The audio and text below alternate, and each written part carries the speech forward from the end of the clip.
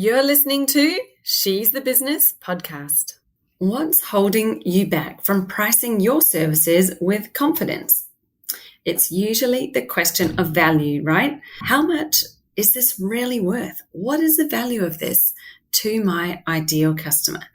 These are the thoughts that are going round and round in our heads, and it's really hard. It's hard to figure out what that value truly is, which is why I'm bringing you this short tips episode today. So without further ado, let's get into it.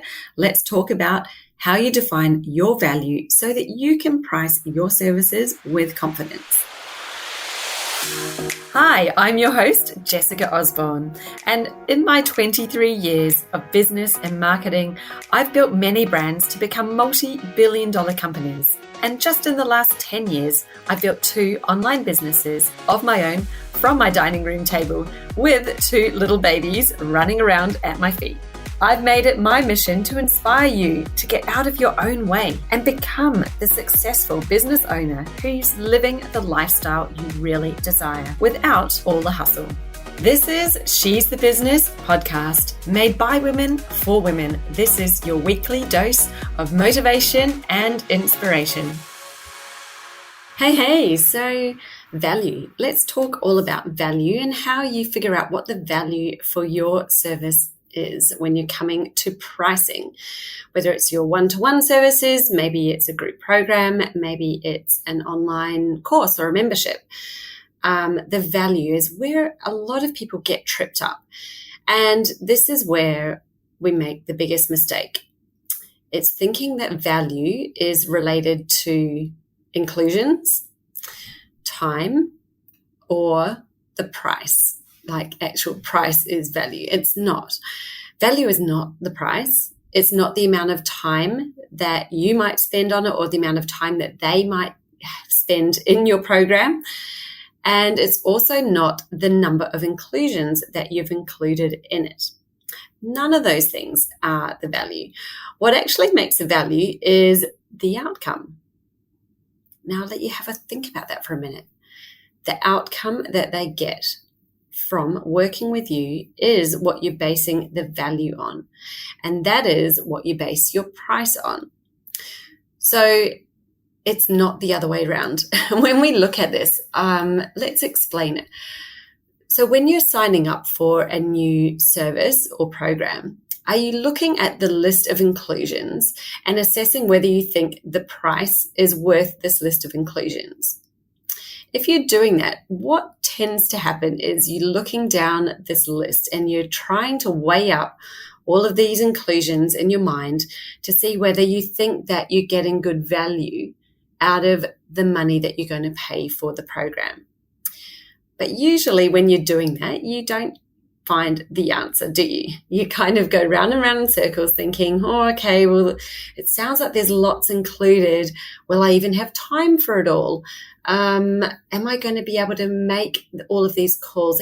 Am I going to get the value out of it? Because you're attributing the value to the inclusions, or rather the person who's selling it to you is attributing the value of the program to what is included, how many inclusions there are. And so you're trying to base your decision off this. And that means a lot of people actually can't get to the answer because they can't figure out what these inclusions are really worth. And the other thing that happens is that often they think, I'm not going to be able to do all of that. I don't have time for it all. Therefore, I'm not going to get the value out of this program, and so I won't sign up. Now, what we do want them to do instead, and what we all should be doing when we're thinking about our programs, our services, our pricing, is the outcome that you get. What is that outcome actually worth to you?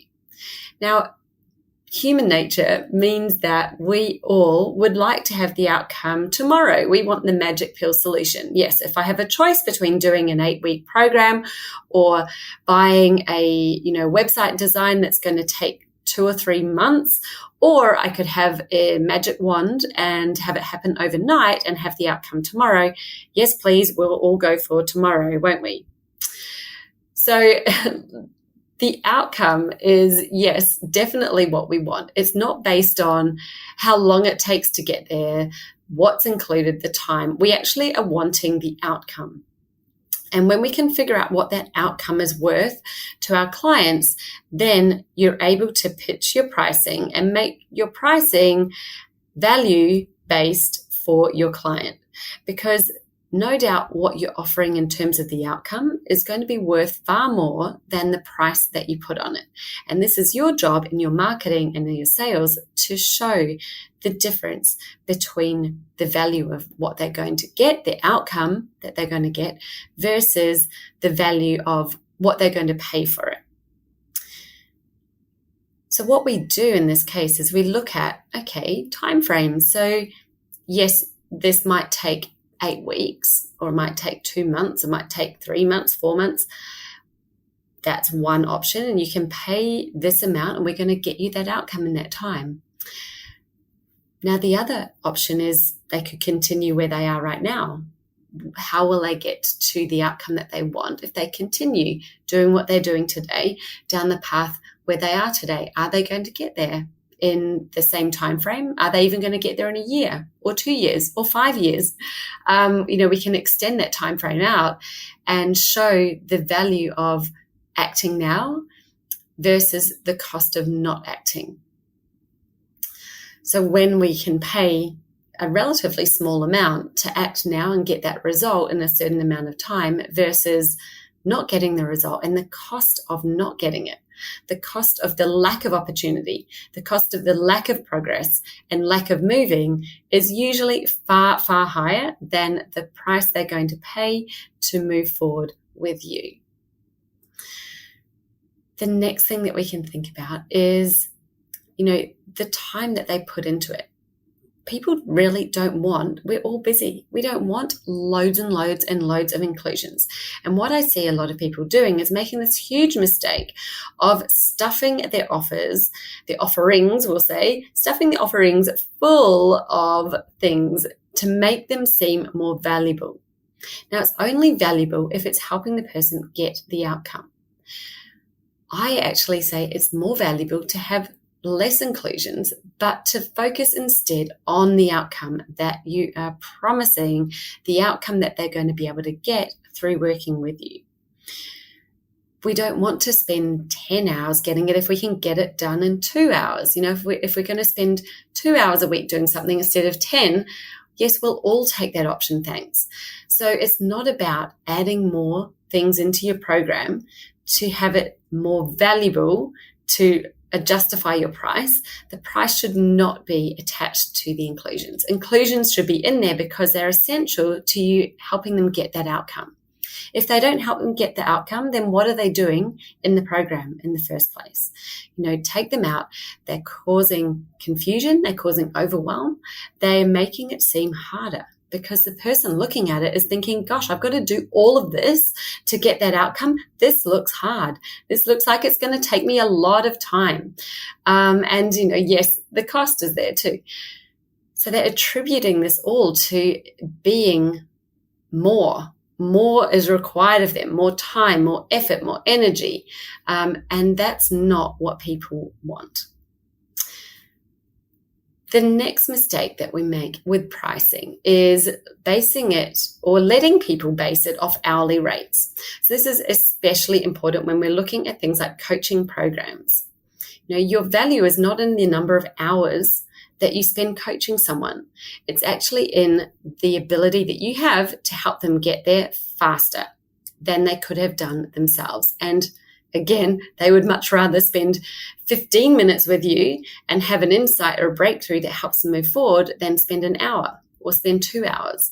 So your coaching program shouldn't be about how much time they get with you. It's not about that. It's about what's needed to help them get the outcome. I'm very conscious of time. Time is a super amount of value to me because it's scarce. I'm busy. I've got 2 kids. I'm running my own business. I've got clients and I want to be able to help more people. So it's not the best value for me to make my clients spend a lot more time with me to get things done if I can help them get it done in a shorter amount of time. They're paying for my 20 years of expertise in marketing, experience in marketing, understanding the strategy, and understanding how they can apply it to their own business so that we can get them there faster than what they could have done on their own. So it's much more valuable for my clients and for me if we can achieve that in a shorter amount of time that we spend together. And that's why I make sure my coaching sessions are shorter, but action-packed, powerful. We get on, we get the work done, we get off, and we can then continue making actions. It's not a time to sit there having a good old yarn and a chat and spend lots and lots of time going round and round in circles. No, this is about progress. It's about getting there faster. Let's uncover what's happening, make a plan, set some actions, and get working on it. So it's about less. Less, not more, I think is my message for today. And when we're looking at value and how we price things, it's certainly not about adding more, stuffing more in to make it feel like it's more valuable. If you're not communicating the value, it's because you're not communicating the outcome and what the worth of that outcome is to them, or helping them figure out what the value of the outcome is for them. Because, the value, the outcome might be worth something different to each person, each client. But you can help them to make that assessment for themselves by positioning it right, asking them the right questions, even in your marketing materials, your sales pitches. It's not about, trying to fill a page with bullet points of all these inclusions so that it looks like your offer is worth a lot of value, because guess what? People don't want something that's going to use all their time. They don't want all of the things that aren't relevant, that aren't useful. So please stop doing it. Get focused instead on how you can help them to assess the value of the outcome of what you're going to provide, what you're going to help them achieve. And that goes for all services. If it's a done-for-you service, if it's a coaching program, we all have an outcome that we help people to achieve. So you need to get clear on what this is to begin with so you can communicate that and then show how your program is going to help them get there. The inclusions should be a ticking the box exercise at the end once they've already decided that they like this idea of it, they want the outcome, and they like your method. The inclusions aren't your method. The inclusions are just the how you're going to deliver it. What is this actually going to look like? And nobody's ready to look at that until they've already decided that this is something that they want. So let's stop putting the inclusions up front. Let's stop trying to sell with a tick list of things and a price, because that's not how people buy. That's not how we assess things. That's not how we decide that we want something. We decide we want it first, and then we look for the specs to see, okay, is this going to meet my needs?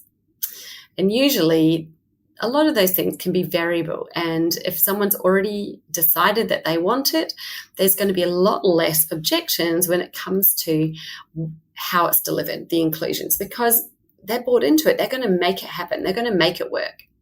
Someone says they don't have time for your program, but if they want the outcome, guess what? They're going to make it a priority. They're going to find the time.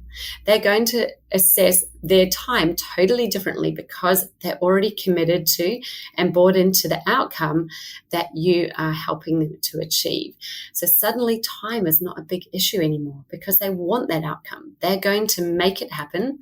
They're going to compromise on something else. They're going to reprioritize other things in their life. And how we know that we haven't quite hit the nail on the head is when people are saying, look, I just don't have the time for this. Okay, well, what are they prioritizing over this? It's because they're not seeing this as important. So how can you help them to see that this is actually more important than whatever else they're making a bigger priority in their life? And, if they're prioritizing watching Netflix or goodness knows what, then you know that you haven't done a good enough job at communicating the value of the outcome. They haven't bought into it, or they're not sure that it actually is going to work for them. So I hope that's been a useful chat for you today. I know that figuring out value is something that's super difficult.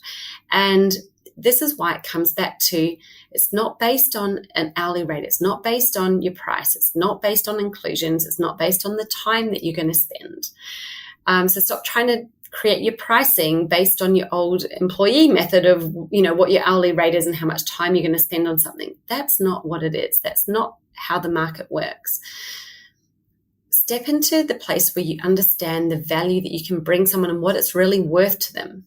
And only you know this, because your value is unique to you. The outcome that you get is going to be different to what other people can get, because you've got a unique ingredient, and that is you. It's your method. It's your way of doing it. It's your way of making this happen.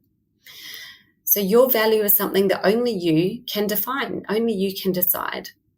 Don't do market research out there to ask people what they'd pay for something, because the answer will always be as little as possible. They don't know what it is that's your unique method, your unique value, how you're going to help them better than someone else might help them. They don't know that. So it's pointless to ask someone else how to price your services.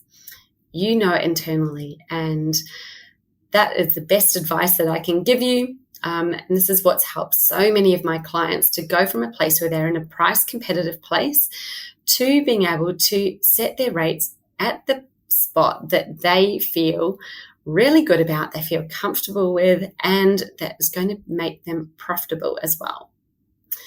And that's the only way we can get there, is by really tuning in and looking within rather than looking out to see what everybody else is doing. Everyone else is doing whatever they think. They're not you.